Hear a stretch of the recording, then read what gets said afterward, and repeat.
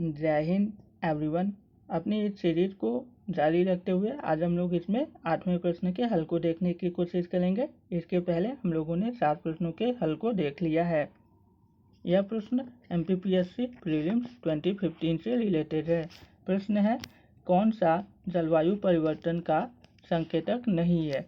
पहला विकल्प है वानस्पतिक संकेतक, दूसरा विकल्प है हिमीय या निम्नतापीय संकेतक, तीसरा विकल्प है विवर्तनिक संकेतक, चौथा विकल्प है दीर्घकालिक परिवर्तन।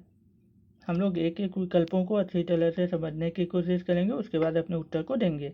यहाँ पर पहला जो है वह है वानस्पतिक संकेतक। इसको इंग्लिश में हम लोग बोटैनिकल इंडिकेटर, यहाँ पर आप सी है बोटैनिकल इंडिकेटर, या तो इसी को हम लोग कह सकते हैं इंडिकेटर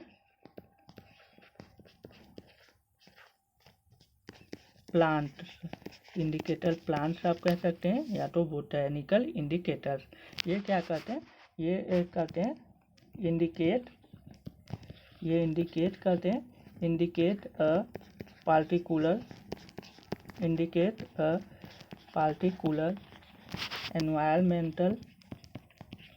environmental conditions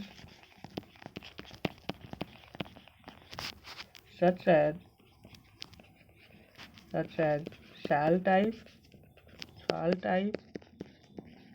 या तो यहाँ पर ये आगे बताते हैं न्यूट्रिएंट्स अवेलेबिलिटी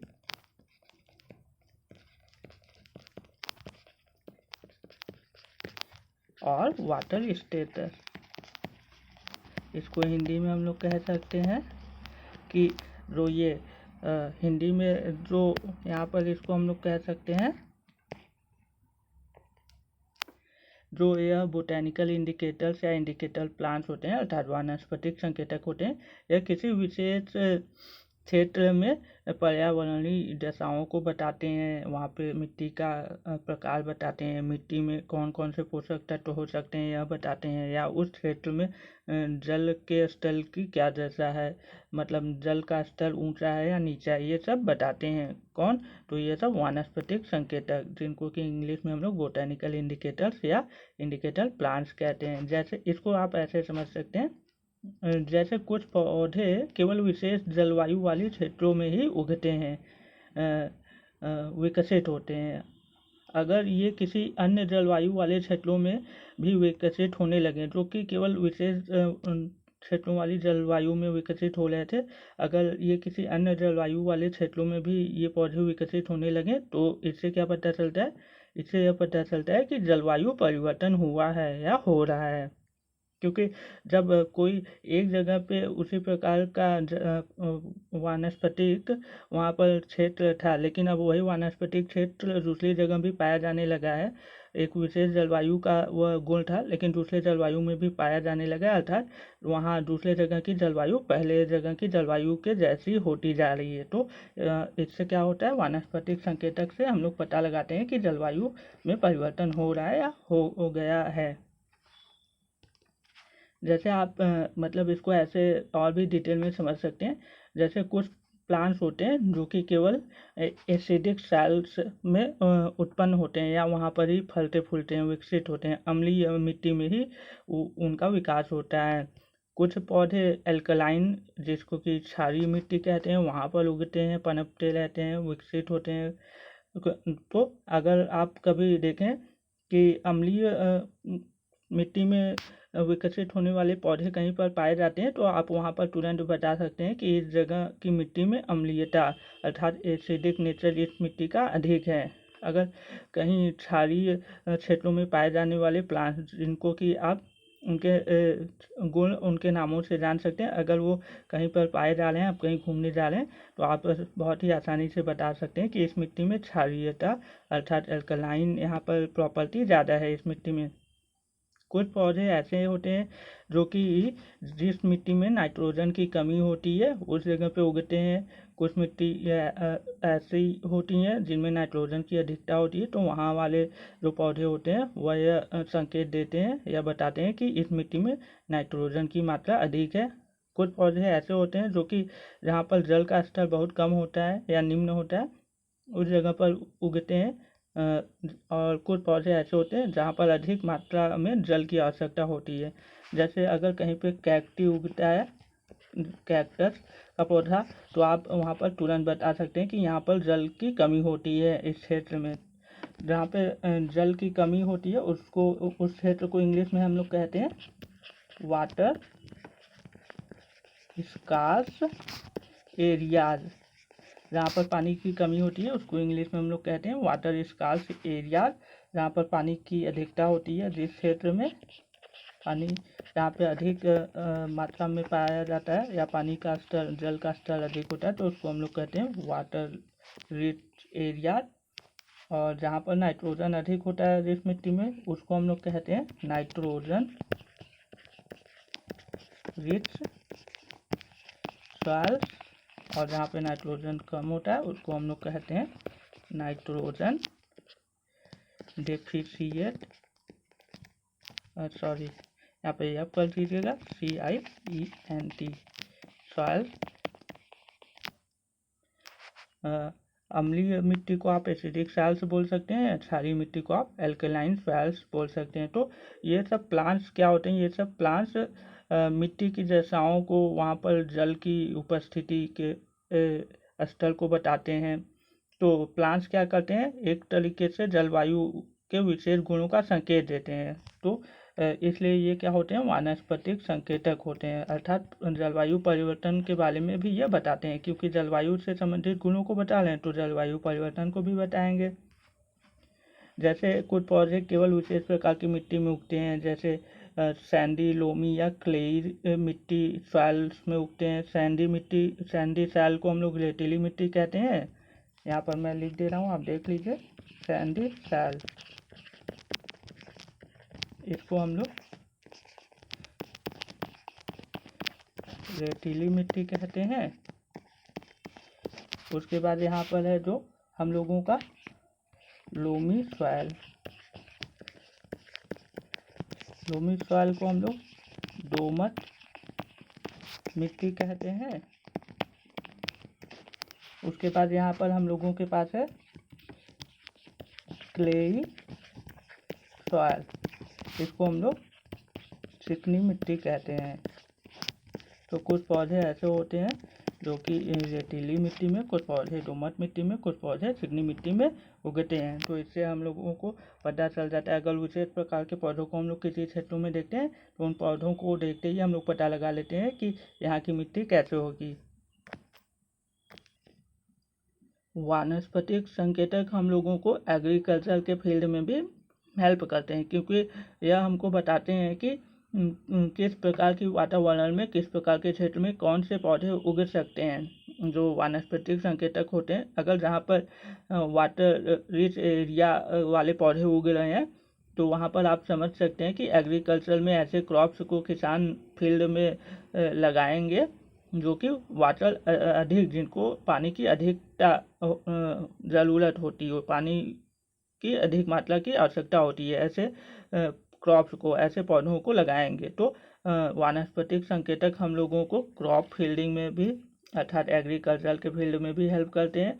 और वानस्पतिक संकेतक हम लोगों को हेल्प करते हैं वाइल्ड लाइफ के हैबिटेट्स को मैनेज और मॉनिटर करने में, आइडेंटिफाई करने में। मतलब जो वन्य जीव होते हैं उनके आवासों को जानने, समझने और उनके आवासों को संरक्षित करने में भी वानस्पतिक संकेतक मुख्य भूमिका निभाते हैं। क्योंकि जहाँ पे आप समझ सकते हैं, जहाँ पे कम जल वाले क्षेत्रों की बात होगी तो वहाँ पे ऐसे वनस्पति होंगे, जहाँ पर कम जल की आवश्यकता होती होगी तो वहाँ का जो वन्य जीव होगा वो एक विशेष प्रकार का वन्य जीव होगा।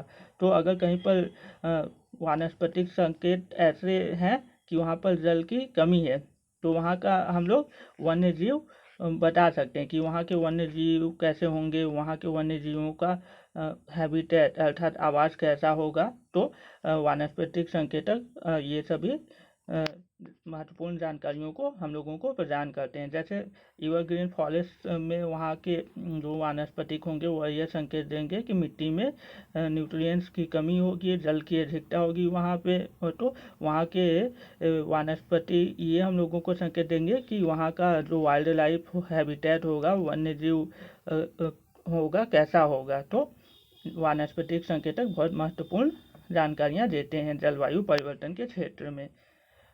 उसके बाद वानस्पतिक संकेतक हम लोग को एनवायरनमेंट को भी मॉनिटर करने में बहुत अच्छी जानकारियाँ देते हैं, क्योंकि कहीं पे प्रदूषण का स्तर बढ़ रहा है कि नहीं, यह भी वानस्पतिक संकेतक से पता चलता है। क्योंकि कुछ पौधे ऐसे होते हैं जो कि जब प्रदूषण की मात्रा अधिक हो जाती है तो वो पौधे क्या होते हैं, वो पौधों पर प्रतिकूल प्रभाव पड़ने लगता है। इससे जो भी साइंटिस्ट होते हैं पॉल्यूशन को मॉनिटर करने से रिलेटेड, तो वह तुरंत यह बता सकते हैं उस पौधे की दशा को देखकर कि वातावरण में प्रदूषण की मात्रा बढ़ गई है। अब हम लोग दूसरे विकल्प को देखते हैं, हिमीय या निम्नतापीय संकेतक। यहाँ पे इसको आप देख सकते हैं, हिमीय या निम्नतापीय संकेतक। इसको इंग्लिश में हम लोग क्रायोजेनिक बोलते हैं, क्रायोजेनिक इंडिकेटर। इसको मैंने एक प्रश्न में समझाया था अच्छे से, आप उस वीडियो को देख सकते हैं। मैं आपको वो वीडियो का लिंक दिखा दे रहा हूँ। यहाँ पर आप उस वीडियो के लिंक को देख सकते हैं। जय हिंद एवरीवन। इस वीडियो में हम लोग यूपीपीसीएल प्रारंभिक परीक्षा 2015 से संबंधित एक प्रश्न के हल को देखने की कोशिश करेंगे। यहाँ पर आप लिंक को देख सकते हैं।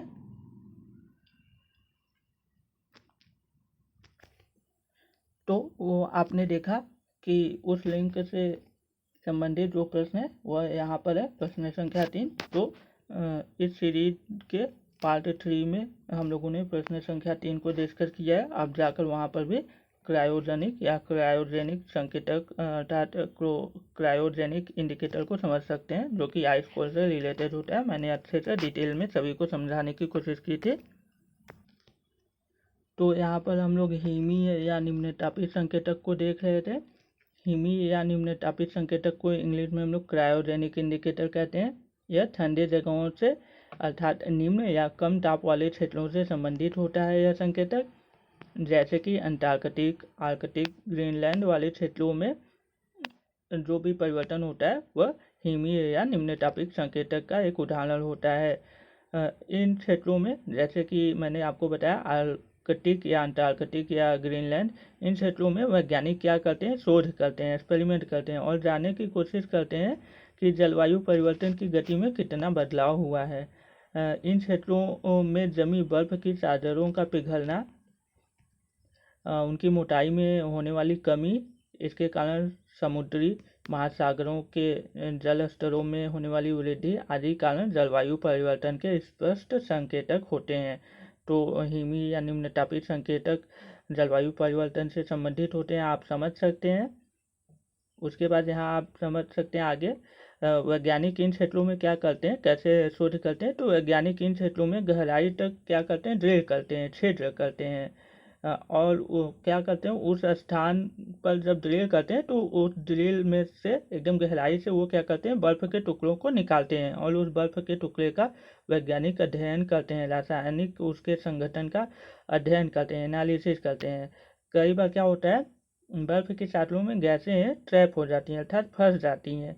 तो जब बहुत गहराई से वैज्ञानिक उन बर्फ़ के टुकड़ों को निकालते हैं तो उसमें बहुत पहले के समय के जो वायुमंडल में गैसों का संगठन रहता है, तो वह उसी प्रकार का संगठन उस बर्फ़ के टुकड़ों में भी प्राप्त होता है। वायु का संगठन अर्थात वायुमंडल का संगठन जो रहता है, क्योंकि वो सभी गैसें उस समय से बहुत पहले से उस बर्फ़ के टुकड़ों में ट्रैप हो जाती हैं, फंस जाती हैं।